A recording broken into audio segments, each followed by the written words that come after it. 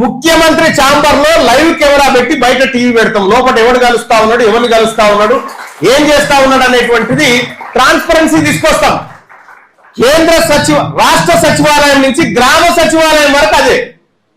లోపల సెక్రటరీ కూర్చున్నా ఎవరిని కలుస్తున్నాడు, ఏం చేస్తున్నాడు, ఉన్నాడా లేడా, ఎటుపోతా ఉన్నాడు అనేటువంటిది ప్రజలందరూ వచ్చిపోయే వాళ్ళంతా చూడాలి. దాన్ని ట్రాన్స్పరెన్సీ. రెండోది, మా ప్రభుత్వం అధికారంలోకి వస్తే ఇవాళ తెలంగాణ రాష్ట్రంలో ఎడ్యుకేషన్ కోసం ఎంత ఖర్చు పెడుతుంది ప్రభుత్వం? 7%. మొత్తం బడ్జెట్ లో 7% మాత్రమే, 100కి 7 రూపాయలు మాత్రమే ఎడ్యుకేషన్ కోసం ఖర్చు చేస్తుంది కదా. మేము మా ప్రభుత్వం అధికారంలోకి వస్తే 100కి 20 రూపాయలు ప్రభుత్వం విద్య కోసం ఖర్చు చేస్తుంది. హెల్త్ కోసం ఎంత ఖర్చు చేస్తా ఉంది? 5% లోపు ఖర్చు చేస్తా ఉంది. ఈ 5-6% పెడుతున్నటువంటి హెల్త్ రంగానికి మేము 20% ఖర్చు పెడతాం. హెల్త్ అండ్ ఎడ్యుకేషన్ కోసమే 20% బడ్జెట్ ఖర్చు పెడతాం. అప్పుడు మీ అమ్మ నాన్న చదువుల కోసం ఫీజులు కట్టాల్సిన పని లేదు, దవాఖానలపై పైసలు కట్టాల్సిన పని లేదు. హెల్త్ అండ్ ఎడ్యుకేషన్ సిస్టాన్ని కంప్లీట్ గా మార్చేస్తాం. మీరు ఎక్కడికల్లా పోండి, ఈ దేశంలో నువ్వు ఎక్కడికల్లా పో, వీళ్ళు ఇస్తారుగా ఆరోగ్యశ్రీ కార్డు, అది కాదు, ఆరోగ్యశ్రీ కార్డు కాదు.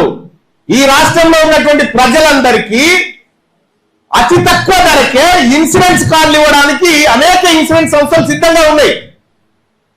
నువ్వు ఆ కార్డు పెట్టుకొని పోతే భారతదేశంలో ఎక్కడైనా ట్రీట్మెంట్ చేసుకునేటువంటి వెసులుబాటు ఉంది. సో హెల్త్ సిస్టాన్ని కంప్లీట్ గా మార్చేస్తాం. ఇవాళ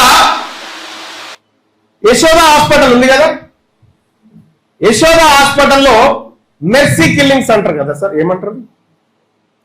ఇక కారుణ్య మరణాలు.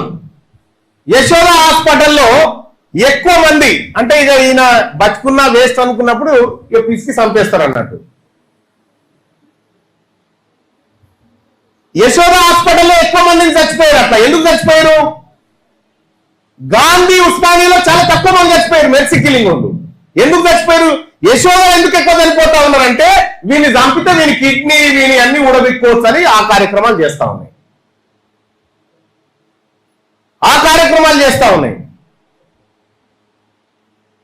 మీరు చూడండి, ప్రైవేటు హాస్పిటల్స్ దోపిడీ మామూలు దోపిడీ ఉండదు. ఇక కరోనా టైంలో మీరు అందరూ చూసిరుగా, కరోనా టైంలో ఇంటికాడు ఉన్నోడు బతికిండు, దవాఖాన పూట పోయినోడు చచ్చిపోయాడు. కరోనా టైంలో అదే జరిగింది. ప్రతి 10 ఏళ్లకోసారి ఇటువంటి రోగం పుడుతుంది. భారత్ బయోటెక్ లో, కోవాక్సిన్ లో ఈ కంపెనీలు అదొక రకమైన దందా.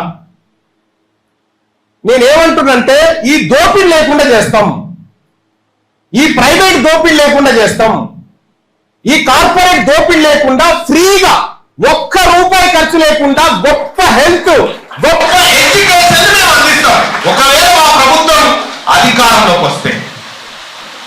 ఇది కాకుండా భారతదేశంలో మరి ముఖ్యంగా తెలంగాణ రాష్ట్రంలో ప్రతి కుటుంబానికి 2 ఎకరాల భూమి తీసుకొస్తాం. ఎట్లా తీసుకొస్తాం? 1949 ఆగస్టు 17న రాజు ప్రముఖంగా ఉన్నటువంటి నిజాం జారీ చేసినటువంటి ఫర్మానా ఒకటి ఉన్నది, జాగీర్దార్ల అబాలిషన్ యాక్ట్ ఒకటి ఉన్నది. దాని ద్వారా జాగీర్దార్ల దగ్గర ఉన్నటువంటి భూములన్నింటినీ రద్దు చేస్తూ జాగీర్దార్ వ్యవస్థను తొలగిస్తూ 200 పైచిలుకు జాగీర్దారులను తెలంగాణ రాష్ట్రంలో రద్దు చేసి వాళ్ళ భూములన్నింటినీ పేజీ నెంబర్ 100 గవర్నమెంట్ ప్రచురించడం ముఖ్యం. నేను అందుకోసం ఏం చెప్తా ఉన్నా, కేసీఆర్ కడగనాకేసింది రేవంత్ రెడ్డి నాకి పడేసిన తెలంగాణ కాదు, నిజామాబాద్ పెట్టిన తెలంగాణ కావాలని నాకు అని ఎందుకు చెప్తుందంటే ఈ భూములు తీసుకొచ్చి పంచడం కోసమే.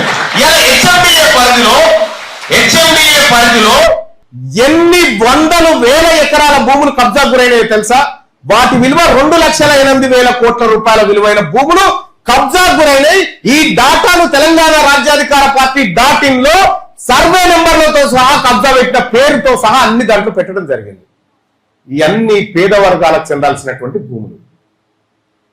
కాబట్టి మన ప్రభుత్వం వస్తే ఈ తెలంగాణ ఇట్లా ఉండదు, సంపూర్ణంగా మారిపోతుంది.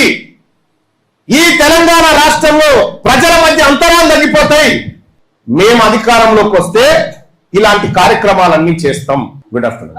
మల్లిక చెప్పండి సార్. మేము తీర్మానం మల్లన్నగా కావాలంటే ఏం చేయాలి సార్? మీకు గుచ్చేసారుందా?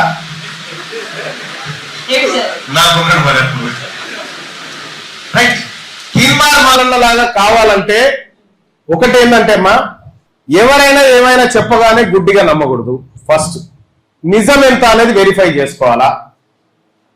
నేచర్ ఇచ్చేటువంటి ఆర్డర్ కి ఆపోజిట్ గా ఫిలాసఫీ అప్లై చేయాలి. సపోజ్ ఈ పద్ధతిలో ఇట్లే ఎందుకు అన్నాయని మనం ఆలోచించాలి. ఇదే ఎందుకు కరెక్ట్, వీళ్ళు చెప్పిందే ఎందుకు నిజం, ఇదెందుకు కాకూడదు, దానికి ఉన్న వాస్తవాలు ఏంది.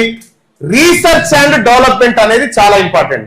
తీన్మార్ మల్లన్న వట్టిగానే తీన్మార్ మల్లన్న కాలే, నేను ప్రతి అంశాన్ని రీసెర్చ్ చేస్తా. మీరు ఒకటి చూడండి, ఒకప్పుడు అసలు తీన్మార్ మల్లన్న V6 లో తీన్మార్ వార్తలు వస్తుండేనా? తీన్మార్ వార్తలు అప్పటిదాకా వార్తలు ఎట్లుంటుండే? అంతకంటే ముందు కోట్ వేసుకొని సూట్ వేసుకొని ఈటీవీది బ్యాంక్ బడి ముఖ్యాంశాలు అయిపోయిన తర్వాత మనం మళ్ళా ఆ లాంగ్వేజే వేరుంటది. ప్రధానమంత్రి మన్మోహన్ సింగ్ గారు పునరుద్ఘాటించారు అని ఉంటుంది. ఈ పునరుద్ఘాటించారంటే ఎవరికి అర్థం కూడా కాదు ఈ పదం. మళ్ళా చెప్పినట్టు తెలుస్తుంది మనకు.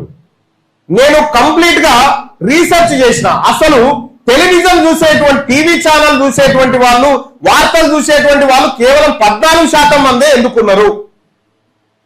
మిగతా వాళ్ళంతా ఎందుకు చూస్తలేరంటే ఆ వార్తలలో వీని లాంగ్వేజ్ లేదు, ఆ వార్తలలో వీని ముచ్చట లేదు, ఆ వార్తలలో వీని అంశం లేదు కాబట్టి వాడు పట్టించుకుంటలేడు. నేనేం చేసిన, న్యూస్ కాకుండా ఇన్ఫోటైన్మెంట్ చేసిన. దాంట్లో ఎంటర్టైన్మెంట్ చూసుకొచ్చిన, న్యూస్ చేసిన. అప్పుడు తీర్మాన వార్తలు డిజైన్ చేస్తే ప్రతిరోజు 9:30 గంటలకు తెలంగాణ రాష్ట్రం అంతా V6 ఛానల్ పెట్టుకొని కూర్చునేటట్టు చేసిన. అది ఎట్లా సాధ్యమైందంటే రీసెర్చ్ వల్ల సాధ్యమైంది. ఇటీవల కాలంలో నేను న్యూస్ పేపర్లు ఇట్లా దండాన్ని గట్టి చెప్తుంది. న్యూస్ పేపర్లు ఆ వార్తల వెనుకాల ఉన్నటువంటి హిడెన్ ఎజెండా ఏంటి అనేటువంటి చెప్పడం ప్రారంభించిన. చాలా ఛానళ్ళు ఇప్పుడు అది కొన్ని 100 మంది యూట్యూబర్లు చేస్తున్నారు అనుకో, కానీ వార్తలు ఇట్లా కూడా చెప్పొచ్చా? అసలు పేపర్ ప్రజలు ఎందుకు చదవాలా? నువ్వే చదివి వినిపించాలి.